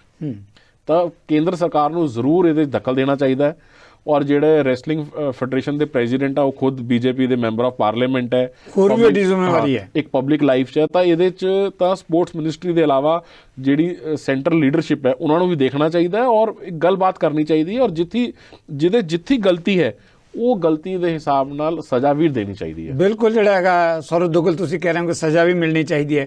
ਜਿਸ ਸਥਿਤੀ ਦੀ ਆਪਾਂ ਗੱਲ ਕਰ ਰਹੇ ਹਾਂ, ਦੇਖੋ ਇਹ ਵੀ ਕਿਹਾ ਹੈਗਾ ਜਿਹੜੀਆਂ ਮਹਿਲਾ ਖਿਡਾਰਨਾਂ ਹੈਗੀਆਂ ਉਹ ਕਹਿੰਦੇ ਸਾਨੂੰ ਤਾਂ ਆਮਣੇ ਸਾਹਮਣੇ ਬਿਠਾਇਆ ਜਾਵੇ, ਸਾਹਮਣੇ ਬਿਠਾ ਕੇ ਅਸੀਂ ਦੱਸਾਂਗੇ ਕਿ ਕਿਹੜੀਆਂ ਖਿਡਾਰਨਾਂ ਦੇ ਨਾਲ ਜ਼ਿਆਦਤੀਆਂ ਹੁੰਦੀਆਂ ਰਹੀਆਂ। ਕਿਤੇ ਲੱਗਦਾ ਹੈ ਕਿ ਉਹਨਾਂ ਦੇ ਮਨਾਂ 'ਚ ਗੱਲ ਹੈਗੀ ਹੈ ਕਿ ਅਸੀਂ ਸੱਚ ਕਹਿਣਾ ਚਾਹੁੰਦੀਆਂ। ਉਹ ਕਹਿੰਦੇ ਸਾਨੂੰ ਪ੍ਰਧਾਨ ਮੰਤਰੀ ਨਾਲ ਮਿਲਾਓ, ਸਾਨੂੰ ਗ੍ਰਹਿ ਮੰਤਰੀ ਨਾਲ ਮਿਲਾਓ, ਅਸੀਂ ਆਪਣੀ ਗੱਲ ਕਹਿਣ ਨੂੰ ਤਿਆਰ ਹਾਂ ਪਰ ਅਸੀਂ ਪਿੱਛੇ ਨਹੀਂ ਹਟਾਂਗੀਆਂ, ਇਹ ਵੀ ਕਿਹਾ ਉਹਨਾਂ। ਕਿਉਂਕਿ ਦੇਖੀਏ ਜਦੋਂ ਵੀ ਅਗਰ ਅਸੀਂ ਸਪੋਰਟਸ ਦੀ ਨਾ ਗੱਲ ਕਰੀਏ, ਇੱਕ ਨੋਰਮਲ ਸਮਾਜ 'ਚ ਗੱਲ ਕਰੀਏ, ਜਦੋਂ ਵੀ ਕਿਸੇ ਲੜਕੀ ਦੇ ਨਾਲ ਇਸ ਤਰ੍ਹਾਂ ਦੀ ਬਦਸਲੂਕੀ ਹੁੰਦੀ ਹੈ ਤਾਂ ਉਹਨੂੰ ਇੱਕ ਤਾਂ ਇਹ ਡਰ ਲੱਗਦਾ ਕਿ ਸਮਾਜ ਮੇਰੇ ਬਾਰੇ ਕੀ ਸੋਚੇਗਾ, ਔਰ ਉਹਨੂੰ ਇਹ ਲੱਗਦਾ ਕਿ ਅਗਰ ਅੱਜ ਮੈਂ ਸਟੈਂਡ ਲੈ ਰਹੀ ਹਾਂ ਤਾਂ ਉਹ ਬੰਦੇ ਦੇ ਅਗੇਂਸਟ ਕੋਈ ਐਕਸ਼ਨ ਹੋਏਗਾ ਜਾਂ ਨਹੀਂ ਹੋਏਗਾ। ਅਗਰ ਉਹਨੂੰ ਇਹ ਲੱਗਦਾ ਕਿ ਯਾਰ ਮੈਂ ਜੋ ਮਰਜ਼ੀ ਸਟੈਂਡ ਲੈ ਲਾਂ ਔਰ ਇਸ ਬੰਦੇ ਦੇ ਅਗੇਂਸਟ ਕੋਈ ਐਕਸ਼ਨ ਨਹੀਂ ਹੋਣਾ ਜਾਂ ਸਿਸਟਮ ਦੇ ਅਗੇਂਸਟ ਕੁਝ ਚੇਂਜ ਨਹੀਂ ਆਣਾ, ਤਾਂ ਕਈ ਵਾਰ ਉਹ ਪਿੱਛੇ ਹਟ ਜਾਂਦੇ ਆ। ਤਾਂ ਜਦੋਂ ਅੱਜ ਕੈਮਰੇ ਦੇ ਅੱਗੇ ਸਾਰੇ ਪਲੇਅਰ ਇੰਨੇ ਪਬਲਿਕ ਦੇ ਅੱਗੇ ਬੋਲ ਰਹੇ ਆ ਕਿ ਵੀ ਸਾਡੇ ਨਾਲ ਗਲਤ ਹੋਇਆ ਹੈ ਜਾਂ ਕਈ ਕੁੜੀਆਂ ਨਾਲ ਗਲਤ ਹੋ ਰਿਹਾ, ਤਾਂ ਉਹਨਾਂ ਕੋਲ ਕੋਈ ਨਾ ਕੋਈ ਮੈਨੂੰ ਲੱਗਦਾ ਕਿ ਜ਼ਰੂਰ ਕੋਈ ਨਾ ਕੋਈ ਇਸ ਤਰ੍ਹਾਂ ਦੀ ਚੀਜ਼ ਹੋਏਗੀ, ਔਰ ਤਾਂ ਹੀ ਉਹ ਸਭ ਤੋਂ ਵੱਡੀ ਅਥਾਰਟੀ ਨਾਲ ਗੱਲ ਕਰਨਾ ਚਾਹਦੀ ਹੈ ਕਿਉਂਕਿ ਉਹ ਉਸ ਚੀਜ਼ ਤੇ ਐਕਸ਼ਨ ਹੋਣਾ ਦੇਖਣਾ ਚਾਹੁੰਦੇ ਆ। ਤਾਂ ਇਹਦੇ 'ਚ ਤਾਂ ਸੈਂਟਰਲ ਲੀਡਰਸ਼ਿਪ ਨੂੰ, ਸਪੋਰਟਸ ਮਿਨਿਸਟਰੀ ਨੂੰ ਸਪੈਸੀਫਿਕਲੀ ਇਸ ਚੀਜ਼ ਤੇ, ਕਿਉਂਕਿ ਇਹ ਦੋ ਮੁੱਦੇ ਹੈ ਕਿ ਫੈਡਰੇਸ਼ਨ ਇੱਕ ਠੀਕ ਤਰੀਕੇ ਨਾਲ ਨਹੀਂ ਕੰਮ ਕਰ ਰਹੀ, ਪਲੇਅਰਸ ਨੂੰ ਪ੍ਰੋਬਲਮ ਆ ਰਹੀ ਹੈ ਔਰ ਉੱਥੇ ਸੈਕਸ਼ੂਅਲੀ ਐਕਸਪਲੋਇਟੇਸ਼ਨ ਹੋ ਰਹੀ ਹੈ ਕੁੜੀਆਂ ਦੀ। ਤਾਂ ਦੋਨਾਂ ਚੀਜ਼ਾਂ ਨੂੰ ਬਹੁਤ ਹੀ ਗੰਭੀਰ ਤਰੀਕੇ ਨਾਲ ਦੇਖਣਾ ਚਾਹੀਦਾ ਹੈ ਔਰ ਕੁੜੀਆਂ ਨਾਲ ਗੱਲ ਕਰਨੀ ਚਾਹੀਦੀ ਹੈ। ਜਿਹੜੀ ਪਲੇਅਰ ਸਾਹਮਣੇ ਆ ਰਹੇ ਹੈ ਉਹਨਾਂ ਦੀ ਜਿਹੜੀ ਇੱਕ ਸਿਕਿਉਰਿਟੀ ਦਾ ਵੀ ਜ਼ਿੰਮਾ ਲੈਣਾ ਚਾਹੀਦਾ ਔਰ ਉਹਨਾਂ ਨੂੰ ਅਸ਼ੋਰ ਕਰਨਾ ਚਾਹੀਦਾ ਕਿ ਅਸੀਂ ਐਕਸ਼ਨ ਲਵਾਂਗੇ, ਕਿਉਂਕਿ ਅਗਰ ਉਹ ਅੱਜ ਐਕਸ਼ਨ ਨਹੀਂ ਹੁੰਦਾ ਤਾਂ ਕੱਲ ਕੋਈ ਵੀ ਅੱਗੇ ਨਹੀਂ ਆਏਗਾ। ਬਹੁਤ ਵੱਡੀ ਗੱਲ ਤੁਸੀਂ ਕਹੀ ਹੈ। ਇਸੇ ਕਰਕੇ ਸ਼ਾਇਦ ਜਿਹੜੀਆਂ ਮਹਿਲਾ ਖਿਡਾਰਨਾਂ ਉਹਨਾਂ ਵੱਲੋਂ ਇਹ ਵੀ ਮੰਗ ਕੀਤੀ ਜਾ ਰਹੀ ਹੈ ਕਿ ਜਿਹੜੀ ਮੌਜੂਦਾ ਫੈਡਰੇਸ਼ਨ ਹੈਗੀ ਹੈ ਇਹ ਭੰਗ ਕੀਤੀ ਜਾਵੇ ਤੇ ਨਵੇਂ ਸਿਰੇ ਤੋਂ ਗਠਨ ਕੀਤਾ ਜਾਵੇ ਤਾਂ ਕਿ ਜਿਹੜਾ ਹੈਗਾ ਸਾਰਾ ਜੋ ਗੰਦ ਬੰਦਾ ਇਹਦੇ ਚੋਂ ਬਾਹਰ ਜਾਵੇ। ਇਹ ਕਿਉਂਕਿ ਸਾਡਾ ਜਿਹੜਾ ਸਪੋਰਟਸ ਦਾ ਸਟਰਕਚਰ ਹੈ ਇਹ ਕੋਈ ਇੰਨਾ ਸੌਖਾ ਕੰਮ ਨਹੀਂ ਹੈ, ਕਿਉਂਕਿ ਜਦੋਂ ਫੈਡਰੇਸ਼ਨ ਬਣਦੀ ਹੈ ਉਹਦੇ 'ਚ ਕੋਈ ਪਲੇਅਰਸ ਦਾ ਬਹੁਤ ਵੱਡਾ ਸਟੇਕ ਨਹੀਂ ਹੁੰਦਾ ਕਿ ਪਲੇਅਰ ਸਿਰਫ ਖੇਡ ਰਹੇ ਆ, ਉਹਨਾਂ ਦਾ ਕਰੀਅਰ ਜ਼ਰੂਰ ਉੱਥੇ ਦਾਅਵ ਤੇ ਹੁੰਦਾ, ਬਟ ਉਹਨਾਂ ਦੀ ਫੈਡਰੇਸ਼ਨ ਬਣਾਉਣ 'ਚ ਕੋਈ ਸਟੇਕ ਨਹੀਂ ਹੁੰਦਾ, ਕਿਉਂਕਿ ਜਿਹੜੀ ਫੈਡਰੇਸ਼ਨ ਬਣਦੀ ਹੈ ਉਹ ਜਿੰਨੀ ਸਟੇਟ ਐਸੋਸੀਏਸ਼ਨਸ ਹੈ ਉਹਨਾਂ ਦੇ ਰਿਪਰੈਜ਼ੈਂਟੇਟਿਵ ਬਣਾ ਕੇ ਚੁਣਦੇ ਆ ਕਿ ਵੀ ਨੈਸ਼ਨਲ ਫੈਡਰੇਸ਼ਨ ਦਾ ਪ੍ਰਧਾਨ ਕੌਣ ਹੋਏਗਾ, ਸੈਕਟਰੀ ਜਨਰਲ ਕੌਣ ਹੋਏਗਾ। ਤਾਂ ਕੱਲ ਇਹ ਕਿਉਂਕਿ ਇਹ ਅਗਰ ਸਿਸਟਮ ਕਲੀਨ ਕਰਨਾ ਤਾਂ ਫਿਰ ਇਹ ਹਰ ਲੈਵਲ ਤੇ ਕਰਨਾ ਪਏਗਾ, ਗ੍ਰਾਸ ਰੂਟ ਲੈਵਲ ਤੇ ਕਰਨਾ ਪਏਗਾ ਕਿ ਅਗਰ ਸਟੇਟ ਜਿਹੜੀ ਐਸੋਸੀਏਸ਼ਨ ਹੈ ਉੱਥੇ ਵੀ ਬੰਦੇ ਚੰਗੇ ਆਣ, ਕਿਉਂਕਿ ਫਿਰ ਅੱਗੇ ਚੰਗੇ ਬੰਦਾ ਹੀ ਚੰਗਾ ਚੁਣਿਆ ਜਾਏਗਾ। ਔਰ ਨੈਸ਼ਨਲ ਸਪੋਰਟਸ ਕੋਡ ਜਿਹੜਾ 2011 ਦਾ ਉਹਦੇ 'ਚ ਪਲੇਅਰਾਂ ਦੀ ਵੀ ਭਾਗੀਦਾਰੀ ਰੱਖੀ ਗਈ ਹੈ ਕਿ ਘੱਟ ਤੋਂ ਘੱਟ ਐਸੋਸੀਏਸ਼ਨ 25% ਜਿਹੜੇ ਹੈ ਉਹ ਆਫਿਸ ਬੇਅਰਰ ਹੋਣੇ ਚਾਹੀਦੇ ਆ ਜਿਹੜੇ ਇੱਕ ਲੈਵਲ ਤੇ ਖੇਡੇ ਹੋਣ, ਕਿ ਉਹ ਪਹਿਲੇ ਪਲੇਅਰ ਰਹੇ ਹੋਣ। ਤਾਂ ਇਹ ਸਿਸਟਮ ਜਿਹੜਾ ਹੈ ਇੱਕ ਬੜਾ ਮੁਸ਼ਕਿਲ ਕੰਮ ਵੱਡਾ ਸਵਾਲ ਹੈ। ਹਾਂ, ਲੇਕਿਨ ਫਿਰ ਵੀ ਐਟਲੀਸਟ ਇੱਕੋ ਹੀ ਤਾਂ ਐਕਸ਼ਨ ਹੋਏ ਤਾਂ ਕਿ ਪਲੇਅਰਾਂ ਤੇ ਵੀ ਮੈਸੇਜ ਆਵੇ। ਹਾਂ, ਔਰ ਕੱਲ ਕੋਈ ਲੋਕ ਐਟਲੀਸਟ ਪ੍ਰੋਟੈਸਟ ਤਾਂ ਕਰਨਗੇ, ਕੋਈ ਸਟੈਪ ਚੱਕਣ 'ਚ ਹਿੰਮਤ ਤਾਂ ਕਰਨਗੇ, ਨਹੀਂ ਤਾਂ ਕੱਲ ਕੋਈ ਹਿੰਮਤ ਹੀ ਨਹੀਂ ਕਰੇਗਾ। ਦੁਗਲ ਜੀ, ਤੁਸੀਂ ਤਾਂ ਜਿਹੜੇ ਸਪੋਰਟਸ ਵਾਲੇ ਚਾਹੇ ਮਹਿਲਾ ਹੈਗੀਆਂ ਚਾਹੇ ਪੁਰਸ਼ ਹੈਗੇ ਆ, ਵੱਖ-ਵੱਖ ਫੀਲਡਾਂ ਦੇ ਜਿਹੜੇ ਲੋਕ ਹੈਗੇ ਆ, ਉਹਨਾਂ ਨਾਲ ਤੁਹਾਡਾ ਜਿੱਦਾਂ ਮੈਂ ਕਿਹਾ ਕੌਮੀ ਕੌਮਾਂਤਰੀ ਮੈਚਾਂ ਤੇ ਤੁਸੀਂ ਜਾਂਦੇ ਹੋ, ਮੁਲਾਕਾਤਾਂ ਕਰਦੇ ਹੋ, ਕਿਧਰੇ ਇਹ ਵੀ ਸਵਾਲ ਉੱਠਦੇ ਰਹਿੰਦੇ ਕਿ ਜਿਹੜੀਆਂ ਫੈਡਰੇਸ਼ਨਾਂ ਹੈਗੀਆਂ ਜਾਂ ਇਹਨਾਂ ਦਾ ਜਿਹੜਾ ਜਥੇਬੰਦਕ ਸਟਰਕਚਰ ਹੈਗਾ ਉਹਨਾਂ ਵੱਲੋਂ ਵੀ ਕਈ ਬੜੀਆਂ ਸਖਤੀਆਂ ਕੀਤੀਆਂ ਜਾਂਦੀਆਂ ਜਾਂਦੀਆਂ। ਕੇਵਲ ਸਵਾਲ ਜਿਨਸੀ ਸ਼ੋਸ਼ਣ ਦਾ ਨਹੀਂ ਹੈ, ਹੋਰ ਵੀ ਬਹੁਤ ਢੰਗ ਤਰੀਕੇ ਹੈ ਜਿਹਦੇ ਨਾਲ ਕਈ ਵਾਰ ਕਹਿੰਦੇ ਕਿ ਜਿਹੜਾ ਖਿਡਾਰੀ ਹੈ ਉਹਦਾ ਕੈਰੀਅਰ ਵੀ ਬਰਬਾਦ ਕੀਤਾ ਜਾ ਸਕਦਾ ਹੁੰਦਾ। ਬਿਲਕੁਲ, ਕਿਉਂਕਿ ਦੇਖੀਏ ਜਿਹੜੀ ਹਰਾਸਮੈਂਟ ਹੈ ਉਹ ਸਿਰਫ ਇਸ ਤਰੀਕੇ ਨਾਲ ਨਹੀਂ ਹੈ ਕਿ ਬਈ ਉਹਦੇ ਨਾਲ ਕੋਈ ਸ਼ੋਸ਼ਣ ਕੀਤਾ ਜਾਏ। ਬਈ ਇੱਕ ਪਲੇਅਰ ਆ ਰਿਹਾ ਹੈ, ਇੱਕ ਇੰਟਰਨੈਸ਼ਨਲ ਪਲੇਅਰ ਹੈ, ਓਲੰਪਿਕ ਮੈਡਲਿਸਟ ਹੈ, ਉਹਨੇ ਕੋਈ ਆਪਣੀ ਗੱਲ ਰੱਖਣੀ ਹੈ, ਉਹਨੇ ਕੋਈ ਟਰਾਇਲ ਵਾਸਤੇ ਪਰਮਿਸ਼ਨ ਲੈਣੀ ਹੈ, ਉਹਨੇ ਫੈਡਰੇਸ਼ਨ ਦੇ ਦਫ਼ਤਰ ਹੀ ਬਾਹਰ 1 ਘੰਟਾ ਬਿਠਾ ਦਿਓ ਤਾਂ ਉਹ ਇੰਨੇ ਕਾਫੀ ਹੈ। ਉਹਦਾ ਮਾਣ ਸਨਮਾਨ ਕਿੱਥੇ ਗਿਆ? ਫਿਰ ਉਹਨੂੰ ਇਹ ਅਹਿਸਾਸ ਕਰਾ ਦਿਓ ਕਿ ਵੀ ਤੂੰ ਚਾਹੇ ਜੋ ਮਰਜ਼ੀ ਹੋ, ਤੂੰ ਓਲੰਪਿਕ ਮੈਡਲਿਸਟ ਹੈ, ਵਰਲਡ ਮੈਡਲਿਸਟ ਹੈ, ਲੇਕਿਨ ਤੈਨੂੰ ਜਦੋਂ ਇੰਡੀਆ ਨੂੰ ਰਿਪਰੈਜ਼ੈਂਟ ਕਰਨਾ ਤਾਂ ਸਾਡੇ ਥਰੂ ਹੀ ਜਾਣਾ ਪਏਗਾ। ਤਾਂ ਸਾਡੇ ਥਰੂ ਜਾਣ ਦਾ ਮਤਲਬ ਹੈ ਕਿ ਸਾਡੀ ਕਾਫੀ ਗੱਲਾਂ ਮੰਨਣੀ ਪਏਗੀ ਜਾਂ ਸਾਨੂੰ ਬਈ ਤੈਨੂੰ ਯਾਦ ਰੱਖਣਾ ਪਏਗਾ ਕਿ ਤੂੰ ਸਾਡੇ ਥੱਲੇ ਹੈ। ਤਾਂ ਇਹ ਹਰਾਸਮੈਂਟ ਹੀ ਤਾਂ ਹੈ। ਹਰਾਸਮੈਂਟ ਜੀ, ਇਹਦੇ ਲਈ ਇੱਕ ਸ਼ਬਦ ਲੋਕ ਇਹ ਵੀ ਵਰਤਦੇ ਕਿ ਉਸ ਨੂੰ ਉਹਦੀ ਔਕਾਤ ਦਿਖਾਈ ਜਾਂਦੀ ਹੈ ਕਿ ਤੇਰੀ ਔਕਾਤ ਇੱਥੇ ਹੈਗੀ ਹੈ। ਇੱਕ ਹੋਰ ਇਸ ਨਾਲ ਵੱਡਾ ਜਿਹੜਾ ਸਵਾਲ ਹੈ, ਜਦੋਂ ਆਪਾਂ ਹਰਿਆਣਾ ਦੀ ਗੱਲ ਕਰਦੇ ਹਾਂ ਤਾਂ ਹਰਿਆਣਾ ਦਾ ਇਸ਼ੂ ਉਹ ਵੀ ਦੇਖੋ, ਖੇਡ ਮੰਤਰੀ ਰਹੇ ਹੈ ਔਰ ਹਾਕੀ ਦੇ ਕਪਤਾਨ ਰਹੇ ਹੈ ਸੰਦੀਪ, ਉਹਨਾਂ ਦੇ ਉੱਤੇ ਵੀ ਇੱਕ ਐਡਾ ਵੱਡਾ ਹੀ ਐਲੀਗੇਸ਼ਨ ਲੱਗਿਆ। ਲੱਗਦਾ ਕਿਤੇ ਇਹ ਜਿਹੜੀ ਕੜੀ ਹੈਗੀ ਹੈ ਇਹ ਬਹੁਤ ਵੱਡੀ ਪੱਧਰ ਤੇ ਪਰੇਸ਼ਾਨੀ ਦਾ ਕਾਰਨ ਬਣੀ ਵੀ ਇਸ ਵੇਲੇ ਕਿ ਆਖਿਰ ਇਹ ਸਵਾਲ ਕਿਉਂ ਉੱਠ ਰਹੇ ਹੈ। ਦੇਖੀ ਬਿਲਕੁਲ ਹੈ, ਕਿਉਂਕਿ ਉਹਨੂੰ ਇਨਵੈਸਟੀਗੇਟ ਵੀ ਕਰ ਰਹੀ ਹੈ ਹੁਣ ਪੁਲਿਸ ਤੇ ਕੇਸ ਵੀ ਹੈ, ਕਿਉਂਕਿ ਜਦੋਂ ਵੀ ਇਸ ਤਰ੍ਹਾਂ ਦੇ ਕੇਸਿਸ ਆਉਂਦੇ ਹੈ, ਕਿਉਂਕਿ ਪਹਿਲੀ ਗੱਲ ਹੁੰਦੀ ਹੈ ਕਿ ਅਗਰ ਆਪਾਂ ਦੇਖੀਏ ਕਿਹਦੀ ਗਲਤੀ ਹੈ ਕਿਹਦੀ ਗਲਤੀ ਨਹੀਂ ਹੈ, ਬਟ ਇਹਦਾ ਇੱਕ ਸਪੋਰਟਸ 'ਚ ਬਹੁਤ ਇੱਕ ਬੈਡ ਇੰਪ੍ਰੈਸ਼ਨ ਪੈਂਦਾ। ਕਿਉਂਕਿ ਅੱਜ ਅਗਰ ਇੱਕ ਕੋਈ ਪਰਿਵਾਰ ਦੇਖੇ ਉਹਦੀ ਕੋਈ ਕੁੜੀ ਹੈ ਤਾਂ ਉਹਨੂੰ ਲੱਗਦਾ ਕਿ ਮੈਂ ਸਪੋਰਟਸ ਪਾਵਾਂ ਜਾਂ ਨਾ ਪਾਵਾਂ, ਅਤੇ ਇੱਥੇ ਤਾਂ ਬਈ ਬਹੁਤ ਹੀ ਜ਼ਿਆਦਾ ਐਕਸਪਲੋਇਟੇਸ਼ਨ ਹੈ। ਤਾਂ ਇਹ ਜਿਹੜੀ ਚੀਜ਼ ਹੈ ਇਹ ਵੀ ਕਿਤੇ ਨਾ ਕਿਤੇ ਜਿਹੜੀ ਹੈ ਸਪੋਰਟਸ ਦੀ ਗਰੋਥ ਨੂੰ ਰੋਕਦੀ ਹੈ, ਕਿਉਂਕਿ ਸਾਡਾ ਜਿਹੜਾ ਸੁਸਾਇਟੀ ਦਾ ਮਾਈਂਡਸੈਟ ਇਹ ਹੈ, ਪਹਿਲੇ ਹੀ ਕੁੜੀਆਂ ਨੂੰ ਕੋਈ ਬਹੁਤ ਜ਼ਿਆਦਾ ਆਜ਼ਾਦੀ ਨਹੀਂ ਹੈ, ਉਹਨਾਂ ਨੂੰ ਪਹਿਲੇ ਹੀ ਇੱਕ ਸਮਾਜ ਤੋਂ ਲੜਨਾ ਪੈਂਦਾ ਹੈ, ਆਪਣੇ ਘਰ ਤੋਂ ਲੜਨਾ ਪੈਂਦਾ ਹੈ, ਸਭ ਤੋਂ ਪਹਿਲਾਂ ਤਾਂ ਘਰ ਤੋਂ ਸ਼ੁਰੂ ਕਰਦੀਆਂ। ਤਾਂ ਉਹਦੇ ਬਾਅਦ ਅਗਰ ਉਹਨਾਂ ਨੂੰ ਇੱਕ ਇਹ ਹੋਰ ਮੁਸੀਬਤ ਆ ਜਾਣ ਕਿ ਵੀ ਪੇਰੈਂਟਸ ਅੱਜ ਕਿਉਂ ਜਿਹੜੇ ਪੇਰੈਂਟਸ ਆਪਣੀ ਕੁੜੀਆਂ ਨੂੰ ਨਹੀਂ ਭੇਜ ਰਹੇ, ਕਿਉਂਕਿ ਕਿਤੇ ਕਿਤੇ ਨੇ ਸੁਸਾਇਟੀ ਦਾ ਜਿਹੜਾ ਮਾਈਂਡਸੈਟ ਹੈ ਔਰ ਇਹ ਚੀਜ਼ਾਂ ਹੋ ਰਹੀਆਂ, ਤਾਂ ਇਹਦੇ ਵਾਸਤੇ ਬਹੁਤ ਸਟ੍ਰਿਕਟ ਐਕਸ਼ਨਸ ਦੀ ਲੋੜ ਹੈ। ਸੌਰਵ ਦੁੱਗਲ, ਸਟ੍ਰਿਕਟ ਐਕਸ਼ਨ ਦੀ ਆਪਾਂ ਜਦੋਂ ਗੱਲ ਕਰਦੇ ਹਾਂ, ਇਹ ਕੋਈ ਲੱਗਦਾ ਕਿ ਮਹਿਲਾ ਫੈਡਰੇਸ਼ਨ ਜਿਹੜੀਆਂ ਮਹਿਲਾ ਪਹਿਲਵਾਨ ਹੈਗੀਆਂ ਜਾਂ ਸੰਦੀਪ ਸਿੰਘ ਦੇ ਮੁੱਦੇ ਦੀ, ਇਹ ਪਹਿਲੀ ਵਾਰ ਇੱਦਾਂ ਦੀਆਂ ਘਟਨਾਵਾਂ ਨਹੀਂ ਆਈਆਂ, ਪਹਿਲਾਂ ਵੀ ਕਦੇ ਇੱਦਾਂ ਦੀਆਂ ਘਟਨਾਵਾਂ ਵਾਪਰਦੀਆਂ ਰਹਿੰਦੀਆਂ। ਸ਼ਾਇਦ ਜੇ ਸਖਤ ਐਕਸ਼ਨ ਲਿਆ ਹੁੰਦਾ ਜਾਂ ਉਸ ਮੌਕੇ ਤੇ ਇਹਦਾ ਨੋਟਿਸ ਲਿਆ ਹੁੰਦਾ ਤਾਂ ਸ਼ਾਇਦ ਭਵਿੱਖ 'ਚ ਇਸ ਤੋਂ ਬਚਾਇਆ ਜਾ ਸਕਦਾ ਸੀ। ਡੈਫੀਨੇਟਲੀ, ਕਿਉਂਕਿ ਸਰ ਦੇਖੀਏ ਹਰ ਫੈਡਰੇਸ਼ਨ ਨੂੰ ਇੱਕ ਸਪੋਰਟਸ ਮਿਨਿਸਟਰੀ ਤੋਂ ਹਦਾਇਤ ਹੈ ਕਿ ਤੁਸੀਂ ਇੱਕ ਐਥਲੀਟ ਕਮਿਸ਼ਨ ਬਣਾਓ, ਕਿ ਐਥਲੀਟ ਕਮਿਸ਼ਨ ਬਣੇਗਾ, ਪਲੇਅਰਾਂ ਦੀ ਕੋਈ ਪ੍ਰੋਬਲਮ ਹੈ, ਕੋਈ ਕੁਛ ਹੈ, ਤਾਂ ਉਹ ਇੱਕ ਤਰੀਕੇ ਨਾਲ ਬ੍ਰਿਜ ਦਾ ਕੰਮ ਕਰਦੀ ਹੈ ਕਿ ਬਈ ਪਲੇਅਰਸ ਦੀ ਕੋਈ ਇਸ਼ੂ ਹੈ ਤਾਂ ਉਹ ਫੈਡਰੇਸ਼ਨ ਨਾਲ ਗੱਲ ਕਰ ਸਕਦੀ ਹੈ। ਲੇਕਿਨ ਜੇ ਅਗਰ ਅਸੀਂ ਜ਼ਿਆਦਾਤਰ ਫੈਡਰੇਸ਼ਨਸ ਦੀ ਗੱਲ ਕਰੀਏ ਤਾਂ ਜਿਹੜਾ ਐਥਲੀਟ ਕਮਿਸ਼ਨ ਬਣਿਆ ਉਹ ਸਿਰਫ ਇੱਕ ਫਾਰਮੈਲਿਟੀ ਹੈ ਕਿ ਬਈ ਹਾਂ ਬਸ ਠੀਕ ਹੈ ਵੀ ਕਾਗਜ਼ਾਂ 'ਚ ਬਣਾਉਣਾ ਹੈ, ਐਥਲੀਟ ਕਮਿਸ਼ਨ ਬਣਾ ਲਓ। ਕਿੰਨੀ ਵਾਰ ਇਸ ਤਰ੍ਹਾਂ ਹੋਇਆ ਕਿ ਫੈਡਰੇਸ਼ਨ ਨੇ ਓਪਨਲੀ ਜਿਹੜੀ ਹੈ ਪਲੇਅਰਸ ਨੂੰ ਬਿਠਾਇਆ ਹੋਏ, ਉਹਨਾਂ ਦੀ ਗ੍ਰੀਵੈਂਸਿਸ ਸੁਣੀ ਹੋਏ ਔਰ ਗ੍ਰੀਵੈਂਸਿਸ ਤੇ ਐਕਟ ਵੀ ਕੀਤਾ ਹੋਏ। ਨਹੀਂ ਤਾਂ ਠੀਕ ਹੈ ਗ੍ਰੀਵੈਂਸਿਸ ਕੀਤੀ, ਮੈਨੂੰ ਜੀ ਫਲਾਣੇ ਕੋਚ ਤੋਂ ਪ੍ਰੋਬਲਮ ਹੈ ਜਾਂ ਮੈਨੂੰ ਉਸ ਤੋਂ ਪ੍ਰੋਬਲਮ ਹੈ, ਉਹ ਕਹੇ ਕੋਈ ਗੱਲ ਨਹੀਂ, ਬਾਅਦ ਪਲੇਅਰ ਨੂੰ ਪਤਾ ਲੱਗਿਆ ਕਿ ਉਹਨੂੰ ਮੁਸ਼ਕਿਲ ਹੀ ਆਈ ਹੈ, ਕਿ ਉਹਦਾ ਨੁਕਸਾਨ ਹੀ ਹੋਇਆ ਉਹਨੂੰ। ਸੌਰਵ ਦੁੱਗਲ, ਆਪਾਂ ਹਾਕੀ ਦੀ ਗੱਲ ਕਰ ਰਹੇ ਜਿਸ ਤੇ ਇਹਨਾਂ ਦਿਨਾਂ 'ਚ ਵਿਸ਼ਵ ਹਾਕੀ ਕੱਪ ਜਿਹੜਾ ਹੈਗਾ ਉਹ ਵੀ ਚੱਲ ਰਿਹਾ ਹੈ ਨਾ। ਇੱਕ ਦਿਨ ਪਹਿਲਾਂ ਜਿਹੜੀ ਭਾਰਤ ਨੇ ਵੈਲਸ ਤੋਂ 4-2 ਦੇ ਨਾਲ ਜਿੱਤ ਹਾਸਲ ਕੀਤੀ ਹੈ, ਕਿਵੇਂ ਦੇਖਦੇ ਹੋ ਇੰਡੀਆ ਦੇ ਭਵਿੱਖ ਨੂੰ ਆਉਣ ਵਾਲੇ ਦਿਨਾਂ 'ਚ ਇਸ ਮੈਚ ਦੇ ਮੱਦੇ ਨਜ਼ਰ ਕੀ ਲੱਗਦਾ ਹੈ ਭਾਰਤ ਦਾ ਇਸ ਮਾਮਲੇ 'ਚ? ਮੈਂ ਸਰ ਇੱਕ ਹਾਕੀ ਜਿਹੜੀ ਪਰਫਾਰਮੈਂਸ ਹੈ ਉਸ ਤੋਂ ਪਹਿਲੇ ਇੱਕ ਹੋਰ ਗੱਲ ਕਰਨਾ ਚਾਹੁੰਦਾ ਕਿ ਹਾਕੀ ਨੂੰ ਵੀ ਇਸ ਪ੍ਰੋਟੈਸਟ ਦੇ ਨਾਲ ਜੋੜ ਰਹੇ, ਕਿਉਂਕਿ ਅੱਜ ਇਹ ਰੈਸਲਿੰਗ ਦਾ ਪ੍ਰੋਟੈਸਟ ਹੈ। ਲੇਕਿਨ ਇਸ ਤੋਂ ਪਹਿਲੇ ਅਗਰ ਤੁਹਾਨੂੰ ਯਾਦ ਹੋਏ ਤਾਂ ਜਿਹੜਾ ਸਭ ਤੋਂ ਵੱਡਾ ਪਲੇਅਰਸ ਦਾ ਪ੍ਰੋਟੈਸਟ ਹੋਇਆ ਸੀ 2009-10 'ਚ ਹੋਇਆ ਸੀ, ਜਦੋਂ ਹਾਕੀ ਦੇ ਖਿਲਾੜੀਆਂ ਨੇ ਫੈਡਰੇਸ਼ਨ ਦੇ ਅਗੇਂਸਟ ਮੁੱਦਾ ਚੱਕਿਆ ਸੀ ਕਿ ਵੀ ਸਾਨੂੰ ਜਿਹੜਾ ਹੈ ਵੀ ਪਲੇਅਰਸ ਨੂੰ ਇੱਕ ਪੈਸਾ ਮਿਲਣਾ ਚਾਹੀਦਾ ਮੈਚ ਖੇਡਣ ਦਾ, ਅਗਰ ਫੈਡਰੇਸ਼ਨ ਨੂੰ ਜਿਹੜੀ ਸਪਾਂਸਰਸ਼ਿਪ ਮਿਲ ਰਹੀ ਹੈ ਉਹ ਚੀਜ਼ ਦੀ ਬੜੀ ਇੱਕ ਉਹਦੀ ਟਰਾਂਸਪੇਰੈਂਸੀ ਹੋਣੀ ਚਾਹੀਦੀ ਹੈ। ਔਰ ਕਿਉਂਕਿ end of the day player ਦੇ ਬਦੌਲਤ ਸਭ ਕੁਝ ਹੈ, ਬਟ ਉੱਥੇ ਵੀ ਪਲੇਅਰ ਨੇ ਸਟੈਂਡ ਲਿੱਤਾ, ਕੁਝ ਚੀਜ਼ਾਂ ਬਦਲੀ ਲੇਕਿਨ ਕੁਝ ਚੀਜ਼ਾਂ ਨਹੀਂ ਬਦਲੀ। ਔਰ ਉਸ ਬਦਲਣ ਦੇ ਦੌਰਾਨ ਕਈ ਪਲੇਅਰਾਂ ਨੂੰ ਟੀਮ ਤੋਂ ਬਾਹਰ ਦਾ ਵੀ ਰਸਤਾ ਦਿਖਾਇਆ ਗਿਆ। ਬਿਲਕੁਲ, ਉਹਨਾਂ ਦਾ ਇੱਕ ਸੀਮਤ ਜਿਹੜਾ ਹੈਗਾ ਉਹਦੇ 'ਚ ਯੋਗਦਾਨ ਹੁੰਦਾ, ਕਿਉਂਕਿ ਬਹੁਤ ਕੁਝ ਜਿੱਦਾਂ ਤੁਸੀਂ ਕਹਿੰਦੇ ਪ੍ਰਬੰਧਕਾਂ ਦੇ ਹੱਥ 'ਚ ਹੁੰਦਾ। ਹੁਣ ਆਪਾਂ ਗੱਲ ਕਰੀਏ ਵਿਸ਼ਵ ਹਾਕੀ ਕੱਪ ਦੀ, ਕਿਵੇਂ ਲੱਗਦਾ? ਵਿਸ਼ਵ ਕੱਪ ਹਾਕੀ ਇੰਡੀਆ ਵਧੀਆ ਕਰ ਰਹੀ ਹੈ, ਕਿਉਂਕਿ 3 ਮੈਚ ਜਿਹੜੇ ਆਪਣੇ ਪੂਲ ਦੇ ਖੇਡੇ ਆ ਤਾਂ ਕੋਈ ਵੀ ਮੈਚ ਉਹਨਾਂ ਨੇ ਨਹੀਂ ਹਾਰਿਆ। ਬਸ ਵੇਲਸ ਦੇ ਨਾਲ 4-2 ਦੀ ਜਿੱਤ ਰਹੀ ਹੈ, ਸਪੇਨ ਨੂੰ ਹਰਾਇਆ, ਇੰਗਲੈਂਡ ਦੇ ਨਾਲ ਟਾਈ ਰਿਹਾ।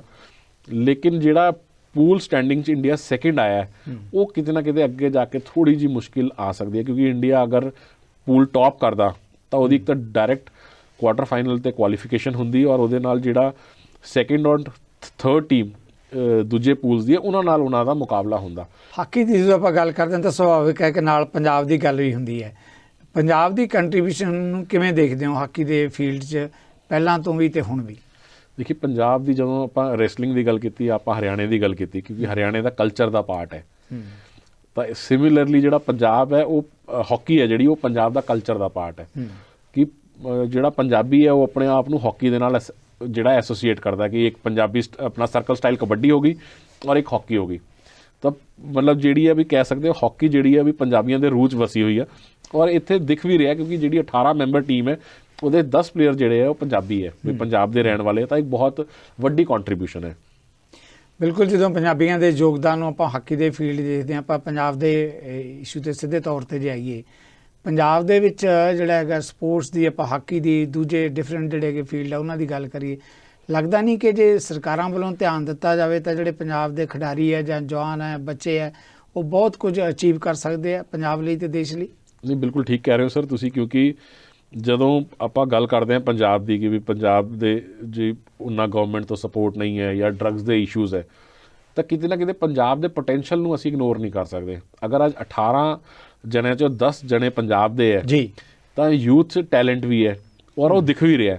ਤਾਂ ਅਗਰ ਸਰਕਾਰ ਗਰਾਊਂਡ ਲੈਵਲ 'ਤੇ ਕੰਮ ਕਰਨ ਤਾਂ ਕਾਫੀ ਜਿਹੜੀ ਹੈ ਉਹ ਸਪੋਰਟਸ ਜਿਹੜੀ ਆਪਣੇ ਆਪ 'ਚ ਇੱਕ ਬਹੁਤ ਵੱਡੀ ਇੰਪਲੋਇਮੈਂਟ ਦਿੰਦੀ ਹੈ, ਬਹੁਤ ਅੱਛਾ ਰਸਤਾ ਦਿੰਦੀ ਹੈ, ਅੱਛੀ ਸਿਹਤ ਦਿੰਦੀ ਹੈ, ਅੱਛੀ ਸੋਚ ਨੂੰ ਦੇ ਤਰਫ ਤੋਰਦੀ ਹੈ।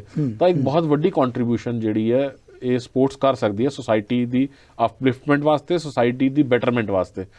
ਦੁਗਲ, ਜਦੋਂ ਆਪਾਂ ਫੀਲਡ ਦੀ ਗੱਲ ਕਰਦੇ ਹਾਂ, ਦੇਖੋ ਬੇਸਿਕ ਜਿਹੜਾ ਹੈਗਾ, ਜੇ ਆਪਾਂ ਗੱਲ ਕਰੀਏ ਖੇਡ ਕਿੱਟਾਂ ਦੀ ਗੱਲ ਕਰ ਲਈਏ, ਖੇਡ ਮੈਦਾਨਾਂ ਦੀ ਗੱਲ ਕਰ ਲਈਏ, ਇਹਨਾਂ ਵੱਲ ਵੀ ਜੇ ਸ਼ਾਇਦ ਸਹੀ ਢੰਗ ਨਾਲ ਧਿਆਨ ਦਿੱਤਾ ਜਾਵੇ ਤਾਂ ਬਹੁਤ ਕੁਝ ਅਚੀਵ ਕੀਤਾ ਜਾ ਸਕਦਾ। ਮੈਂ ਅਕਸਰ ਮੀਡੀਆ 'ਚ ਦੇਖਦਾ ਹਾਂ ਕਿ ਖੇਡ ਕਿੱਟਾਂ ਦੀ ਵੱਡੀ ਸਮੱਸਿਆ ਜਿਹੜੀ ਇੱਕ ਬੁਨਿਆਦੀ ਜ਼ਰੂਰਤ ਹੈ ਉਹਨਾਂ ਦੀ, ਸਾਡੇ ਕੋਲ ਖੇਡ ਦੇ ਚੰਗੇ ਮੈਦਾਨ ਨਹੀਂ ਹੈਗੇ। ਸਰਕਾਰਾਂ, ਸਾਡੇ ਪੋਲੀਟੀਸ਼ੀਅਨ ਦਾਅਵੇ ਬਹੁਤ ਕਰਦੇ ਆ ਪਰ ਅਮਲਾਂ 'ਚ ਨਜ਼ਰ ਨਹੀਂ ਆਉਂਦੇ। ਲੱਗਦਾ ਨਹੀਂ ਕਿ ਇਸ ਪਾਸੇ ਵੱਲ ਧਿਆਨ ਦੇਣ ਦੀ ਜ਼ਰੂਰਤ ਹੈ? ਕਿਉਂਕਿ ਜਿਹੜੀ 3 ਬੇਸਿਕ ਚੀਜ਼ਾਂ ਹੈਗੀਆਂ ਸਪੋਰਟਸ ਵਾਸਤੇ, ਇੱਕ ਸਪੋਰਟਸ ਕਿੱਟ, ਮੈਦਾਨ ਔਰ ਕੋਚ। ਜੀ ਯੈਸ, ਕਿ ਠੀਕ ਹੈ ਡਾਈਟ ਸਰਕਾਰ ਨਹੀਂ ਵੀ ਦੇ ਰਹੀ ਤਾਂ ਪਲੇਅਰ ਕਿਸੇ ਕਰਕੇ ਆਪਣੇ ਘਰੋਂ ਲੈ ਲੇਗਾ, ਚਲਾ ਲੇਗਾ, ਰੁੱਖਾ ਸੁੱਖਾ ਕਰ ਲੂਗਾ ਕੰਮ। ਲੇਕਿਨ ਇਹ 3 ਉਹਨੂੰ ਮੈਦਾਨ ਵੀ ਚਾਹੀਦਾ ਹੈ, ਉਹਨੂੰ ਇਕਵਿਪਮੈਂਟ ਵੀ ਚਾਹੀਦਾ ਹੈ ਔਰ ਇੱਕ ਲੈਵਲ ਤੇ ਕੋਚਿੰਗ ਵੀ ਚਾਹੀਦੀ ਹੈ। ਤਾਂ ਅਗਰ ਇਹ ਤਿੰਨੋਂ ਚੀਜ਼ਾਂ ਦਾ ਪ੍ਰੋਪਰ ਸਟਰਕਚਰ ਨਹੀਂ ਪ੍ਰੋਵਾਈਡ ਹੋ ਰਿਹਾ ਤਾਂ ਉਹਦਾ ਪੂਰਾ ਫੇਲੀਅਰ ਗਵਰਨਮੈਂਟ ਤੇ ਹੀ ਆ ਰਿਹਾ।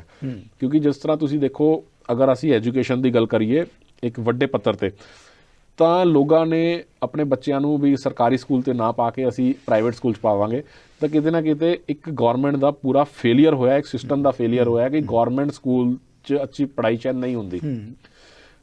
ਤਾਂ ਸਿਮਿਲਰਲੀ ਹੁਣ ਜਿਹੜਾ ਸਪੋਰਟਸ 'ਤੇ ਵੀ ਫੇਲੀਅਰ ਹੋ ਰਿਹਾ ਕਿ ਪਲੇਅਰ ਨੂੰ ਆਪਣੇ ਆਪ ਮਿਹਨਤ ਕਰਨੀ ਪੈ ਰਹੀ ਹੈ ਗਰਾਊਂਡ ਲੈਵਲ 'ਤੇ। ਉਹ ਆਪਣਾ ਖੁਦ ਕੰਟਰੀਬਿਊਟ ਕਰ ਰਿਹਾ, ਉਹ ਆਪਣਾ ਖੁਦ ਖਰਚਾ ਕਰ ਰਿਹਾ, ਕਿਉਂਕਿ ਉਹਨੂੰ ਲੱਗ ਰਿਹਾ ਕਿ ਵੀ ਸਪੋਰਟਸ ਮੈਨੂੰ ਜ਼ਿੰਦਗੀ ਦੇਗੀ, ਸਪੋਰਟਸ ਮੈਨੂੰ ਇੱਜ਼ਤ ਦੇਗੀ, ਲੇਕਿਨ ਅਗਰ ਮੈਨੂੰ ਸਰਕਾਰ ਤੋਂ ਕੁਝ ਨਹੀਂ ਮਿਲ ਰਿਹਾ ਕੋਈ ਗੱਲ ਨਹੀਂ, ਮੈਂ ਰੁਕਣਾ ਨਹੀਂ ਹੈ। ਤਾਂ ਇਹ ਇੱਕ ਅਥਾਰਟੀਜ਼ ਨੂੰ, ਸਰਕਾਰ ਨੂੰ ਇੱਕ ਜ਼ਰੂਰ ਇੱਕ ਸੋਚਣ ਵਾਲੀ ਗੱਲ ਹੈ ਕਿ ਜਦੋਂ ਸਪੋਰਟਸ ਇੰਨਾ ਕੁਝ ਦੇ ਸਕਦੀ ਹੈ। ਅੱਜ ਆਪਾਂ ਗੱਲ ਕਰ ਰਹੇ ਹਾਂ ਹਾਕੀ ਦੀ ਕਿ 18 ਤੋਂ 10 ਪਲੇਅਰ ਪੰਜਾਬ ਦੇ, ਤਾਂ ਹਾਕੀ ਦੇ ਥਰੂ ਪੰਜਾਬ ਦਾ ਕਿੰਨਾ ਵੱਡਾ ਨਾਮ ਹੋ ਰਿਹਾ ਕਿ ਵਰਲਡ ਕੱਪ ਹੋ ਰਿਹਾ ਹੈ, ਗਲੋਬਲ ਸਟੇਜ ਹੈ, ਇੰਡੀਆ ਨੂੰ ਰਿਪਰੈਜ਼ੈਂਟ ਕਰ ਰਿਹਾ ਹੈ, ਲੇਕਿਨ ਉਹਦੇ 'ਚ ਵੀ ਅੱਧੇ ਤੋਂ ਜ਼ਿਆਦਾ ਟੀਮ ਇੱਕ ਸੂਬੇ ਤੋਂ ਆ ਰਹੀ ਹੈ। ਤਾਂ ਜਦੋਂ ਸਪੋਰਟਸ ਇੰਨੀ ਵੱਡੀ ਰੈਕੋਗਨੀਸ਼ਨ ਦੇ ਰਿਹਾ ਹੈ, ਇੰਨਾ ਮਾਣ ਸਨਮਾਨ ਦੇ ਰਿਹਾ ਪਲੇਅਰਸ ਨੂੰ, ਤਾਂ ਗੌਰਮੈਂਟ ਨੂੰ ਤਾਂ ਸਪੋਰਟਸ ਨੂੰ ਬਹੁਤ ਸੀਰੀਅਸਲੀ ਲੈਣਾ ਚਾਹੀਦਾ। ਦੁਗਲ, ਜਦੋਂ ਮਾਨ ਸਨਮਾਨ ਦੀ ਗੱਲ ਕਰਦੇ ਹਾਂ ਤਾਂ ਇੱਕ ਜ਼ਰੂਰੀ ਗੱਲ ਇਹ ਵੀ ਹੁੰਦੀ ਹੈ ਕਿ ਤੁਹਾਡਾ ਭਵਿੱਖ ਕਿੰਨਾ ਕੁ ਸੁਰੱਖਿਅਤ ਹੈਗਾ, ਹੈ ਨਾ। ਜਿਹੜੇ ਮਾਡਲ ਲੈ ਕੇ ਆਉਂਦੇ ਆ, ਜਿੱਤਦੇ ਆ, ਵੱਡੀਆਂ ਵੱਡੀਆਂ ਜਿਹੜੀਆਂ ਹੈਗੀਆਂ ਪ੍ਰਾਪਤੀਆਂ ਹੁੰਦੀਆਂ ਜਿਨ੍ਹਾਂ ਦੀਆਂ, ਕਿਤੇ ਲੱਗਦਾ ਨਹੀਂ ਕਿ ਉਹਨਾਂ ਨੂੰ ਕੋਈ ਜੋਬਸ ਜਾਂ ਇੱਦਾਂ ਦਾ ਅਵਾਰਡ ਜਿਹੜੇ ਹੈਗੇ ਆ ਵੱਡੇ ਪੱਧਰ 'ਤੇ ਇਸ ਤਰ੍ਹਾਂ ਦਾ ਸਿਸਟਮ ਹੋਣਾ ਚਾਹੀਦਾ ਕਿ ਖਿਡਾਰੀ ਨੂੰ ਲੱਗੇ ਕਿ ਵੀ ਮੈਂ ਆਪਣੇ ਦੇਸ਼ ਦਾ ਨਾਂ, ਪੰਜਾਬ ਦਾ ਨਾਂ ਰੌਸ਼ਨ ਕਰਾਂਗਾ ਤਾਂ ਮੈਨੂੰ ਅੱਛੀ ਜੋਬ ਮਿਲ ਸਕਦੀ ਹੈ, ਅੱਛਾ ਅਵਾਰਡ ਮਿਲੇਗਾ। ਕਿਧਰੇ ਉਹਦੀ ਵੀ ਕਿਧਰੇ ਘਾਟ ਨਜ਼ਰ ਆਉਂਦੀ ਹੈ। ਜ਼ਰੂਰ ਸਰ, ਕਿਉਂਕਿ ਅੱਜ ਅਗਰ ਅਸੀਂ ਸਪੋਰਟਸ ਦੀ ਕਰੀਅਰ ਦੀ ਗੱਲ ਕਰੀਏ, ਕਿਉਂਕਿ ਪਹਿਲੇ ਹੁੰਦੀ ਸੀ ਸਪੋਰਟਸ ਹੌਬੀ, ਅੱਜ ਤੋਂ 30-40 ਸਾਲ ਪੁਰਾਣੀ ਗੱਲ ਕੀਤੀ ਜਾਏ, ਹੁਣ ਸਪੋਰਟਸ ਇੱਕ ਪ੍ਰੋਫੈਸ਼ਨ ਹੈ। ਅਗਰ ਉਸ ਪ੍ਰੋਫੈਸ਼ਨ 'ਚ ਅੱਛੀ ਜ਼ਿੰਦਗੀ ਨਹੀਂ ਮਿਲੇਗੀ ਤਾਂ ਆਉਣ ਵਾਲਾ ਜਿਹੜੀ ਪੀੜ੍ਹੀ ਹੈ ਉਹ ਮੋਟੀਵੇਟ ਨਹੀਂ ਹੋਏਗੀ। ਕਿਉਂ ਮੋਟੀਵੇਟ ਹੁੰਦੇ ਆ ਕਿ ਅੱਛਾ ਜੀ ਇੱਕ ਫਲਾਣਾ ਵਧੀਆ ਪ੍ਰੋਫੈਸਰ ਲੱਗਿਆ, ਕੋਈ IAS ਆਫਿਸਰ ਲੱਗਿਆ, ਕੋਈ IPS ਆਫਿਸਰ ਲੱਗਿਆ, ਕਿ ਜਿਹਦੀ ਉਹਦੇ ਨਾਲ ਪਾਵਰ ਹੈ, ਜਿਹੜਾ ਲਾਈਫ ਸਟਾਈਲ ਹੈ ਔਰ ਜਿਹੜਾ ਉਹ ਸਮਾਜ ਕੰਟਰੀਬਿਊਟ ਕਰ ਸਕਦਾ ਹੈ, ਉਹ ਮੋਟੀਵੇਟ ਕਰਦਾ। ਤਾਂ ਸਿਮਿਲਰਲੀ ਜਿਹੜਾ ਸਪੋਰਟਸ ਪਰਸਨ ਨੂੰ ਜਾਂ ਸਪੋਰਟਸ ਦੀ ਜਿਹੜੀ ਅਚੀਵਮੈਂਟਸ ਨੂੰ ਦੇਖ ਕੇ ਜਿਹੜੀ ਇਹ ਮੋਟੀਵੇਸ਼ਨ ਬਹੁਤ ਹੁੰਦੀ ਹੈ। ਤਾਂ ਅਗਰ ਉਹਨਾਂ ਨੂੰ ਅੱਛੀ ਨੌਕਰੀ ਨਹੀਂ ਮਿਲੇਗੀ ਤਾਂ ਫਿਰ ਕੋਈ ਆਪਣੀ ਜਿਹੜੇ ਬੱਚਿਆਂ ਨੂੰ ਸਪੋਰਟਸ ਕਿਉਂ ਪਾਏਗਾ, ਆਪਣਾ ਟਾਈਮ ਕਿਉਂ ਸਪੋਰਟਸ 'ਚ ਲਾਏਗਾ। ਤਾਂ ਇਹ ਸਟੇਟ ਗੌਰਮੈਂਟ ਨੂੰ ਜ਼ਰੂਰ ਦੇਖਣਾ ਚਾਹੀਦਾ ਨੌਕਰੀਆਂ ਦੀ। ਅਗਰ ਅਸੀਂ ਅੱਜ ਵੀ ਸਪੋਰਟਸ ਦੀ ਜਿਹੜੀ ਵੱਡੀ ਨੌਕਰੀਆਂ ਦੀ ਗੱਲ ਕਰੀਏ, ਜਾਂ ਤਾਂ ਪੈਟਰੋਲੀਅਮ ਸੈਕਟਰ ਦੇ ਰਿਹਾ ਜਾਂ ਰੇਲਵੇਜ਼ ਦੇ ਰਿਹਾ, ਦੋ ਹੀ ਸੈਕਟਰ ਹੈ ਔਰ ਬੈਂਕਿੰਗ ਸੈਕਟਰ। ਲੇਕਿਨ ਗਵਰਨਮੈਂਟ ਦੀ ਕੋਈ ਬਹੁਤ ਵੱਡੀ ਜੌਬਸ ਨਹੀਂ ਹੈਗੀਆਂ। ਔਰ ਅਗਰ ਹਾਕੀ ਦੀ ਗੱਲ ਕਰੀਏ ਜਾਏ ਤਾਂ ਹਾਕੀ ਪੰਜਾਬ ਦੀ ਇੱਕ ਆਈਡੈਂਟੀਟੀ ਹੈ। ਤਾਂ ਪੰਜਾਬ ਗਵਰਨਮੈਂਟ ਦੀ ਗੱਲ ਕੀਤੀ ਜਾਏ, ਉਹਨਾਂ ਨੇ ਕਿੰਨਾ ਕੁਝ ਹਾਕੀ ਵਾਸਤੇ ਕੀਤਾ ਹੈ, ਇਹ ਦੇਖਣ ਦੀ ਗੱਲ ਹੈ। ਬਹੁਤ ਬਹੁਤ ਧੰਨਵਾਦ ਸਰ ਦੁਗਲ, ਤੁਸੀਂ ਸਾਨੂੰ ਇੰਨਾ ਸਮਾਂ ਦਿੱਤਾ। Thank you very much. ਇਹ ਸਨ ਸੌਰਵ ਦੁਗਲ, ਜਿਨ੍ਹਾਂ ਨੇ ਪੰਜਾਬ, ਦੇਸ਼ ਤੇ ਦੁਨੀਆ ਦੇ ਖੇਡ ਜਗਤ ਬਾਰੇ ਸਾਡੇ ਨਾਲ ਬਹੁਤ ਵੱਡੇ ਖੁਲਾਸੇ ਕੀਤੇ ਹੈ ਔਰ ਕਾਮਨਾ ਕੀਤੀ ਹੈ ਕਿ ਦੇਸ਼ ਕਿਸ ਤਰੀਕੇ ਨਾਲ ਆਪਣੀਆਂ ਅਲਾਮਤਾਂ ਤੋਂ ਅੱਗੇ ਨਿਕਲ ਕੇ ਖੇਡ ਖੇਤਰ ਦੇ ਵਿੱਚ ਵੱਧ ਸਕਦਾ ਹੈ। ਇਹਨਾਂ ਮੁੱਦਿਆਂ 'ਤੇ ਆਉਣ ਲਈ ਤੁਹਾਡੇ ਸਾਰਿਆਂ ਵੱਲੋਂ ਜਿੱਥੇ ਮੈਂ ਉਹਨਾਂ ਦਾ ਧੰਨਵਾਦੀ ਹਾਂ, ਤੇ ਨਾਲ ਹੀ ਆਪਾਂ ਤੁਹਾਡੇ ਵੱਲੋਂ ਵੀ ਲੈ ਰਹੇ ਹਾਂ ਇਜਾਜ਼ਤ। ਸਤਿ ਸ੍ਰੀ ਅਕਾਲ।